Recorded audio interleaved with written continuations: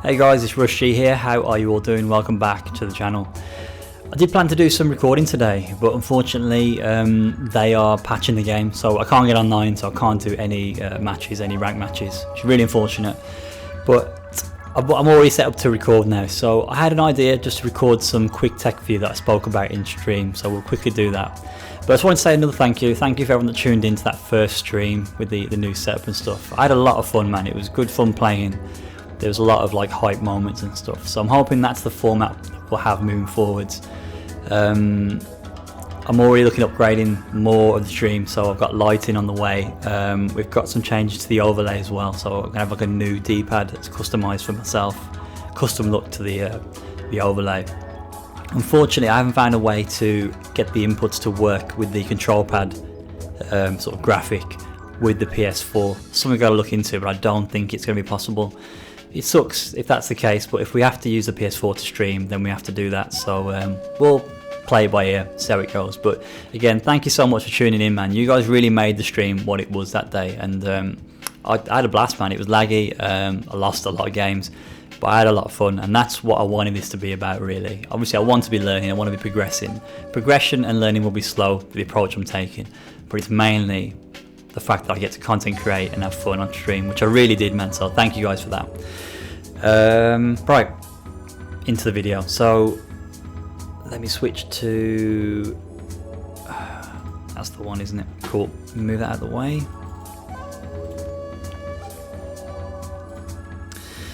So it's just, I guess it's quick Ken tech, really. It's something I haven't trialed yet. It's pretty situational, and I haven't even tested it. That's the crazy thing. That's always what I end up doing. I don't test my stuff. So let's try this. I've got Ken. Let me explain what's going on first. So it was a situation where if they have a 3-frame and the person is 0 on block, or you put yourself in a 0 on block situation, which I suppose Ken can't do, which I kind of mentioned on stream. So it's a situation where the gap is 3 frames. That's probably a better way of explaining it. So say if the opponent's got a 3-frame and I put them in the corner and do X fireball, yeah, I'm +1. But if they've got a 3-frame, then does that make any sense? I'm +1, they've got a 3-frame, 4-frame will trade. Okay, so that doesn't make no sense. Right, let me start again. So where there's a 3-frame gap, I'm +1, and they've got a 4-frame, I've got some tech we can use. So it's basically you're creating a situation where they have a 3-frame gap, and you're going to challenge the 3-frame gap with LK Tatsu and then V trigger. If they block, obviously you're going to get the plus frames. If they delay the 3-frame or use a slower button, 4-frame or slower, they will get hit, and you'll get the conversion into V trigger, the combo. If they do press a button and it's a 3-frame button, it doesn't have to be a 3-frame button, as long as the gap is 3 frames. So if in this example I've got Ken, so Ken can be +1, press a 4-frame button, that's the fastest normally it's got, it's safe, and that's a 3-frame gap. So if there's a situation where the opponent or yourself are 0 on block and the opponent presses a 3-frame, that's still a 3-frame gap. So it's +1, 4-frame, and 0, 3-frame. That's the situation you're looking at. But it's whether there's a 3-frame gap, that's the key to this tech. Hopefully that's made sense, the amount of detail I've gone into it. But anyway, I'm waffling now. So 3-frame gap, you've got V trigger and your point blank range. If you do LK Tatsu V trigger, what will happen is you'll get a trade with their 3-frame gap, because the way priority works is lights against lights will trade on hit for hit. But if a special is thrown out, a special, and I think it's any normal, if they hit at the same time, you get a trade. Now, what makes this safe is you buffer in V trigger after the LK Tatsu. So on block it's safe, on hit you get combo, on trade the V trigger doesn't come out. So I'm going to show you this example. It'll make more sense when you see it. I just have to give you the background for it to kind of make a bit of sense. So Ken is going to do EX Fireball, 4-frame. So EX Fireball is +1, you see there, and then 4-frame, that's puts a 3 frame gap. Now if I press a 4 frame, I won't get a trade, I'll get hit. You see? The reason I get hit is because my 4 frame cannot challenge the 3 frame gap. It's this 3 frame gap, my 4 frame will not get out in time. The active frames won't be active, if that makes sense. The active frames won't come out in time to catch the jab. Now if I do 3 frame, and I won't buff a V trigger at first, we get a trade there. And that's what I'm trying to explain here. So it's that again. Get a trade. Now if I buff a V trigger, nothing changes. See that? So look at the inputs. A bit sloppy, but try again. Right, bad timing there. V trigger does not come out when I do that. Now, this tech also requires you to have CA as well. So this is a real like round stealer, I think. This is where the tech is useful. So what I'm going to do is I'm going to do LK Tatsu. On block, I will get plus frames, on +2. On hit, I get a combo. If it trades and my V trigger doesn't come out, I can quickly input CA and get confirm. I can convert off the trade into CA. Like that. Now, why this tech is good is because people forget that Ken has a 3 frame option that can be safe at point blank range. Important, it has to be point blank. That's a legitimate option when you've got V trigger to ensure you're safe if they do block or they get hit. So if they get hit, it's not so much important, but if they block it, try and bait, it'll come out. The fact you can convert off of it mid-screen corner is even better. Obviously if you're in V trigger you can't do that because you can't buffer it. You'll just get a V trigger like a Tatsu, which won't be safe.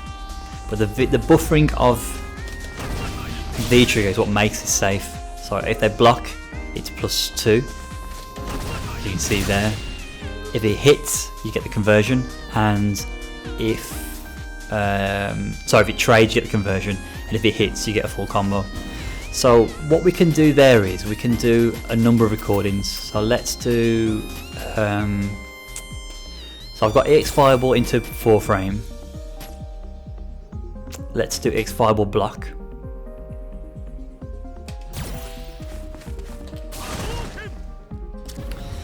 And let's do EX fireball into a slower attack. So we'll do back medium punch, because I think back medium punch, even though it's a medium, the fact that it's 5 frames means the LK Tatsu won't trade at all. It'll beat it by 1 frame. So let's try that. There we go. So 3 recordings. I'm going to show you what each one does, one by one. So we'll do this one again. We need the same tech every time. LK Tatsu, buff a V trigger.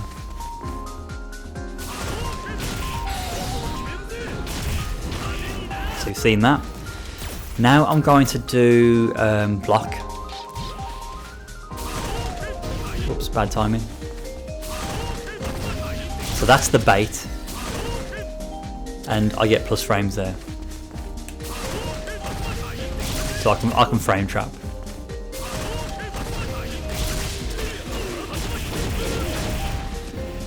And then when he does back medium punch, I get hit. And the reason I get hit is because the LK Tatsu is beating the back medium punch by 1 frame. So you get combos there. So let's make sure it's point blank first.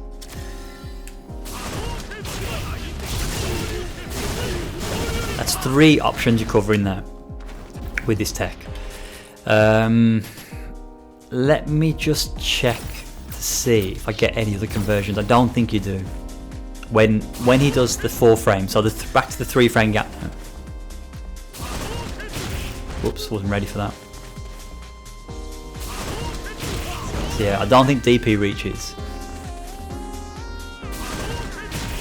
Whoops, I didn't input the V trigger. Nope. Yes, I think it only works with CA.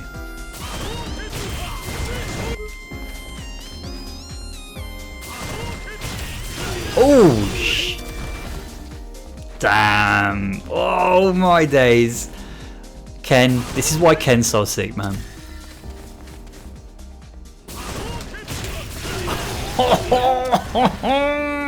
Okay, you get EX Tatsu as well, so that's obviously going to work mid-screen. Let's put the Ken. Oh, shit, I'm going to do this. So let's do another recording. I'm going to backdash. Wait. No, I'll have to put this Ken in the corner. It's how you lab, guys. It's how you lab. Backdash, backdash. No. Turn that off. Make sure he's in the corner. Right. Record.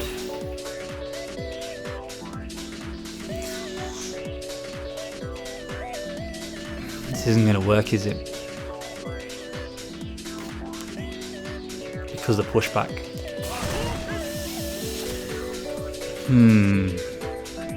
So we try to create a 3-frame gap here. How could I do that?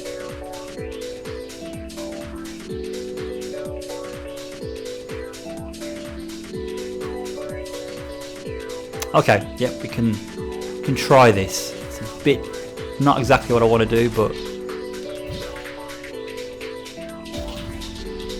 yeah, okay. 3-frame gap. Felt a little bit slow to me, that did.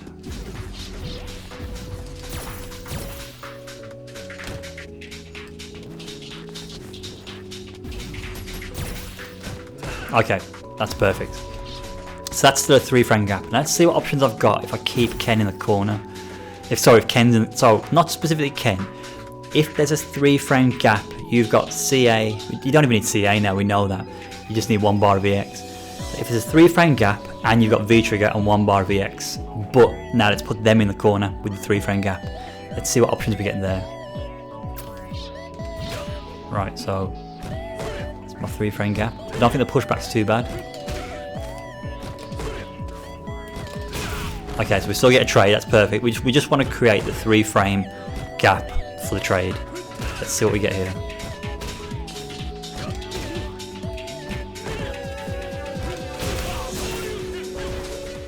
Okay, so you get more here.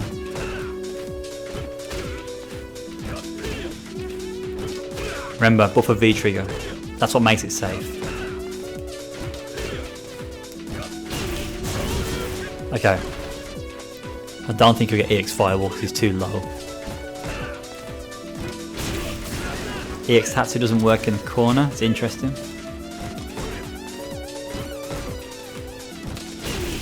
It's very hard to do this. With this particular gap, it's pretty tough. That works. I think if you want to spend 1 bar of EX, it's EXTP.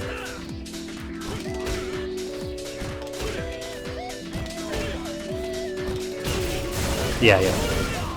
It looks like EX Tatsu won't connect in the corner for whatever reason. Try EX Tatsu again.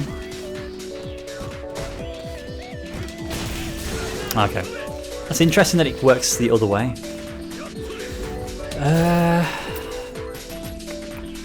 I think that's it, guys. So, just to recap. Option 1. Well, option 1 was a 3-frame gap, which you just displayed there. Option 2 was where they bait, I believe, was it? And option 3 was where there was a 4-frame gap, and my 3-frame beat the 4-frame gap, and I got a full combo. That was, slot 4 was just another variation of the 3-frame gap to keep Ken in the corner, and keep it, I wanted to keep myself close proximity, because if you guys don't know this, so close range, like your Tatsu V trigger will give you the plus frames.